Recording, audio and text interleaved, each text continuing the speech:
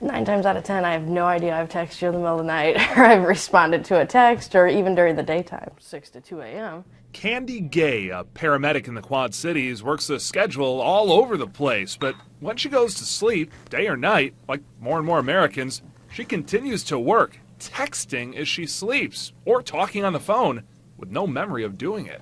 I'd be like, no, I slept all day, or I slept all night, or whatever, and they were always like, no, we saw you texting, and I'd go back and look at my text messages and have full-on conversations. Her father, Wayne, wide awake mind you, has seen it for years. And then I'll come in and see her texting, and she'll be up in the air with her eyes closed, and she'll have her phone texting, and she'll lay it down. The people that know you know about this now, and they've kind of, yes. They're working around it. Exactly.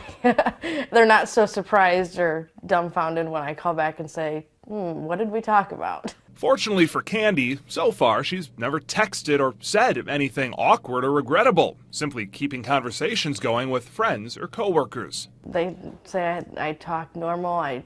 It sounds like I'm wide awake. By 10 o'clock or so, they're ready to go to bed. Dr. Akshay Mahadevia has treated people with sleep disorders in the Quad Cities for decades. His patients checking into Genesis Health System's Sleep Disorders Center for observation and treatment. I saw a nice lady who says, I gained 30 pounds because I'm eating every night and don't remembering that I eat. From sleep eating to walking to texting and talking, Dr. Mahadevia says those dealing with the disorders share common traits. They are not totally in a deep sleep, but they are not completely awake in their consciousness.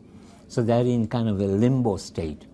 And that's where they act and do these things. Depending on the disorder, treating it could take months, if not years, and be about as complicated as you can imagine. Or in this particular problem, solving it could be as simple as you can imagine. If it's a sleep texting, take their phone away when they go to bed. That sounds like a very simple solution. Yes, yes. But also try to find out why they are doing that in their sleep.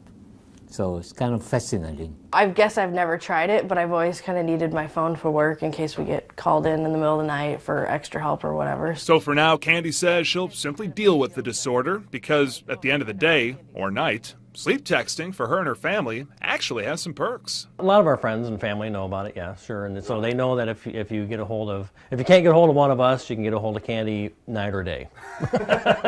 Is there a possibility that you're not going to remember doing this right now? Oh, no. I'll definitely remember this.